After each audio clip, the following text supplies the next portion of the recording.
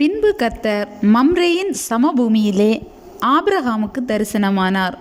அப்பொழுது அவர், ஒரு உற்பவ காலத்திட்டத்தில் நிச்சயமாய் உன்னிடத்திற்கு திரும்ப வருவேன். அப்பொழுது உன் மனைவியாகிய சாராளுக்கு ஒரு குமாரன் இருப்பான் என்றார். சாராள் அவருக்கு பின்புறமாய் கூடார வாசலில் இதை கேட்டு கொண்டிருந்தாள். ஆபிரகாமும் சாராளும் வயது சென்று முதிர்ந்தவர்களாய் இருந்தார்கள். ஸ்திரீகளுக்குள்ள வழிபாடு சாராளுக்கு நின்று போயிற்று. ஆகையால் சாராள் தன் உள்ளத்திலே நகைத்து, நான் கிழவியும் என் ஆண்டவன் முதிர்ந்த வயதுள்ளவருமான பின்பு எனக்கு இன்பம் உண்டாயிருக்குமோ என்றாள்.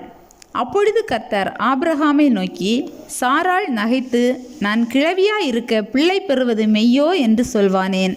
கர்த்தரால் ஆகாத காரியம் உண்டோ?